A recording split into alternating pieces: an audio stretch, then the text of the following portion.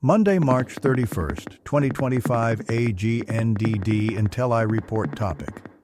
Why Germany is ripe for revolt. Please pardon any visual and informational inaccuracies in this entirely AI-generated article-based video. Why Germany is ripe for revolt. The German elites were wrong about everything. Source, website spikedonline.com, February 22, 2025. By Fraser Myers, Deputy Editor. As Germany's federal elections approach this weekend, Chancellor Olaf Scholz and his Social Democrats, SPD, are bracing for their worst results since 1887. The SPD is battling with its equally unpopular coalition partner, the Green Party, for a humiliating third place, behind the conservative Christian Democrats, CDU, and the right populist Alternative for Germany, AfD. The coming bloodbath for Scholz's government speaks to far more than the haplessness of his leadership or the unpopularity of his party. Germany has just endured 2 years of recession, the longest economic slump in its post-war history. Industry is in freefall, shedding almost 250,000 manufacturing jobs since the start of the pandemic. A series of terror attacks by Islamists and asylum seekers has made many Germans wonder if the state can do its basic duty to keep them safe. Talk of German efficiency and punctuality now sounds like a sarcastic joke, as roads and bridges fall into disrepair. Trains are routinely late and infrastructure projects are plagued by delays and cost overruns. 1 in 5 German children lives in poverty. Germany is not merely in an economic downturn, it faces a profound structural crisis, largely of its elite's own making. Foreign admirers of Germany praise the ability of its politicians to form a consensus rather than squabble or try to score partisan points. This is what makes Germany a grown-up country, as John Kampfner puts it in his staggeringly poorly aged 2021 book, Why the Germans Do It Better. A less charitable interpretation of contemporary German politics would be that its leaders are gripped by groupthink. Policies, ideologies, ways of doing things become easily entrenched.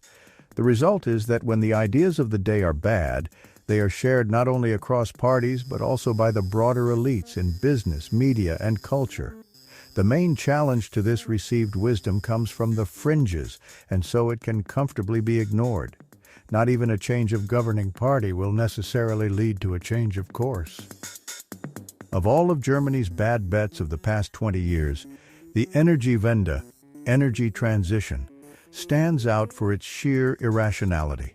For a heavily industrialized economy like Germany's, cheap and plentiful energy is a non-negotiable commodity. And yet, this core purpose of energy policy seems to have been forgotten by a political class that has long been enthralled to green ideology and climate alarmism. It has taken the global energy crisis, prompted by Russia's 2022 invasion of Ukraine, to truly kill off Germany's industrial strength.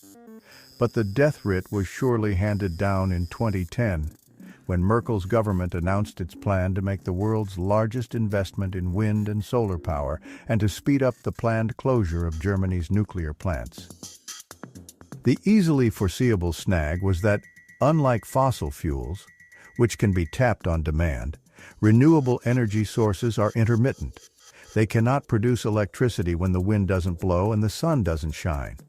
And so they need a constant supply of backup sources, usually fossil fuels like coal or gas, or indeed nuclear, to keep the grid running.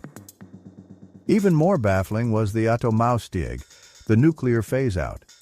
Despite nuclear power providing plentiful, reliable, cheap, and even carbon-neutral electricity, every major political party in Germany is opposed to it, following decades of hysterical disinformation by environmentalists. In 2000, the SDP Green government announced the nuclear phase-out, with the first plants due to be dismantled in 2007. Then in 2011, following the Fukushima disaster in Japan, then-Chancellor Merkel picked up the pace. It did not seem to matter that the Fukushima meltdown was caused by a tsunami and that the risk of such a tsunami battering Germany was nil. Not even the global energy crisis was enough to spark a rethink. In April 2023, Vice Chancellor and Economy Minister Robert Habeck of the Green Party forced the shutdown of Germany's last 3 nuclear plants. He did so even as energy prices were soaring to crippling heights as the government struggled to source alternative energy supplies to Russian gas. Before the Greens came into government in 2021, nuclear still supplied 14% of German power. The energy price crisis has taken a wrecking ball to Germany's once thriving industrial base. VW, the crown jewel of the German car industry, is cutting jobs and shutting factories for the first time in its 87-year history. Chemical giant BASF, which is older than Germany itself, is radically downsizing. The most energy-intensive companies are producing 20% less than they were before the pandemic. The Energiewende is not the only factor here, of course, but even before the war in Ukraine had sent energy prices into the stratosphere, between 2006 and 2017, German electricity prices rose by 50%, making them the most expensive in Europe at the time. Prior to the war in Ukraine, German heavy industry relied on cheap Russian gas to remain globally competitive. Deals cut with the Putin regime ensured a plentiful supply at a cost well below the global market price. The flow only stopped in September 2022, following the sabotage of the Nord Stream pipeline. The loss of these supplies was devastating to German industry. Having to buy gas on global markets made it uncompetitive effectively overnight. Germany's fatal entanglement with Russia was enabled not just by raw commercial interests. The political class and capitalist elites alike were also gripped by an end-of-history stupor. They were convinced that major wars were a thing of the past, and that geopolitics need not have any bearing on the economy or business. Trade alone, it was presumed, would guarantee peace and stability. Germany has also been blindsided by China's ambitions. It was expected that China would always be keen to produce cheap, low-end goods for German consumption, while buying higher-end, value-added products from German factories. But today, China is rivaling Germany's manufacturing capabilities in what were once its leading specialties, particularly car making. In the space of just 2 years, Germany's trade deficit with China has grown 5-fold. In his new book, Kaputt, The End of the German Miracle, Wolfgang Munchau likens Germany's trade strategy of tying its fate so tightly to cheap imports from Russia and value-added exports to China to a kind of economic Russian roulette. Munchau identifies several other orthodoxies that are slowly strangling Germany's potential. One is Germany's addiction to protectionism. He describes how a system of neo-mercantilism, in which the state, often indirectly, props up and shields legacy industries from competition, ends up stifling innovation and dynamism in the long run. Equally damaging is Germany's ostentatiously strict commitment to fiscal discipline. The so-called debt brake, introduced in 2009 during the global financial crisis, prevents the federal government from running budget deficits of any more than just 0.35% of GDP. This arbitrary and needlessly tight fiscal rule not only led directly to the collapse of the current government, when a judge ruled that its green spending plans breached the debt rules, it has also hampered public investment, leading to a noticeable degradation of the public realm. Around 4,000 road bridges are now in urgent need of repair. Germany's trains are more regularly delayed than Britain's. Plans for nationwide rail upgrades that could reduce delays have themselves been delayed, with the expected completion date pushed back from 2030 to 2070. Time and again, the self-imposed fiscal rules introduced by the SPD but broadly accepted by all parties stand in the way of fixing things. Outside of crises like the COVID pandemic, austerity is a near-permanent feature of German economic policy. Both the slowing of innovation in the private sector and lack of public investment in infrastructure have combined to make Germany a technological backwater, especially when it comes to all things digital. Germany has some of the slowest internet speeds in the developed world and some of the worst mobile data coverage in Europe. As recently as 2023, a third of businesses were still using fax machines frequently or every frequently. Tellingly, Angela Merkel once fizzed with excitement when talking about the opportunities the internet might one day bring, describing it as Neuland or uncharted territory. She said this in 2013, 6 years after Apple had released the first iPhone. Germany's digital laggardness presents two critical dangers. First, legacy firms are missing out on the efficiency and productivity gains of digitization. Second, the tech products and startups of the future are being made and founded anywhere but Germany. The 21st century is fast leaving Germany behind. The withering of the German state and the elite's reluctance to confront difficult realities is felt most acutely when it comes to questions of crime, safety, and borders. A terror attack in Munich earlier this month, in which a 2-year-old girl and her mother were killed, was merely the most recent in a spate of mass casualty events linked to Islamism and asylum seekers.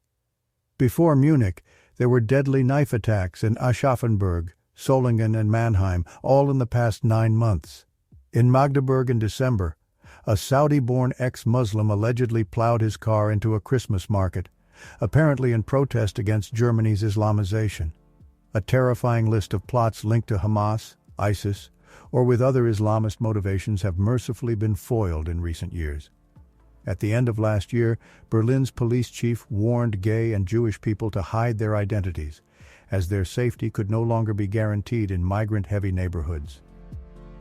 The overwhelming majority of migrants to Germany are not a threat, of course, but the decision by Angela Merkel to open the borders to all comers during the 2015 refugee crisis was thoughtless, and dangerously so.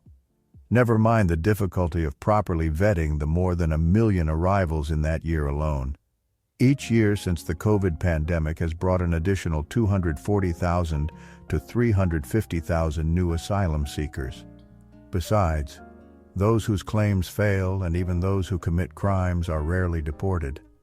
Beyond a slight toughening of rhetoric, particularly from CDU Chancellor candidate Friedrich Merz, the German mainstream seems paralyzed to take any meaningful action. A charter flight carrying just 7 Afghan and Syrian deportees to Bulgaria earlier this month was presented by the authorities as a great triumph for border security. It's as if the establishment fears that any attempt to get a grip on migration or the border would give an unwitting boost to the talking points of the hated AfD. Indeed, the specter of the far right or extreme right is routinely invoked by the mainstream, often with the aim of limiting dissent and silencing critical voices. The AfD certainly contains many deeply obnoxious figures, from its leader in Thuringia, who knowingly repeats Nazi-era slogans, to the lead MEP candidate in last year's EU elections, who claimed that not everyone who wore an SS uniform was automatically a criminal, to the former party chair, who called the Third Reich a mere speck of bird excrement in more than 1,000 years of successful German history. Yet the reason such scandals don't dent the AfD's polling is not that Germans have a renewed sympathy for fascism or hard-right nationalism, but because the AfD often stands alone against an ironclad mainstream consensus. Often the AfD is the only voice questioning establishment shibboleths, from migration to greenism to gender ideology. Yet rather than listen to voters' concerns and anxieties rather than face up to Germany's decline, the establishment parties have instead tried to eradicate the symptom. Senior SPD figures, including Interior Minister Nancy Faeser and party co-chair Saskia Esken, have suggested banning the AfD outright. The AfD is also under surveillance by the German Secret Service on the grounds that it is a suspected threat to democracy. And no matter how well the AfD does in this weekend's elections, the other main parties maintain a firewall against it, meaning they will not work with it under any circumstances, even to pass votes in parliament. Around a fifth of voters, in other words, know in advance their voices will be ignored. Until recently, Germany would be hailed as a model of economic dynamism and political stability. Today, it offers a cautionary tale of how a complacent establishment, impervious to public criticism, drunk on fashionable ideology, incapable of adapting to new challenges, can do catastrophic damage to a once successful country. This weekend's elections will undoubtedly send a clear message that the German elite's consensus is no longer fit for purpose. Just don't be surprised if that message isn't heeded. Fraser Myers is deputy editor at Spiked and host of the Spiked podcast. Follow him on X at Fraser Myers. Thank you for watching this AGNDD intelliReport, dear viewers. Like, subscribe, and click the bell button to get notified during new uploads. And make sure to tune in next time. Stay safe and healthy. Cheers.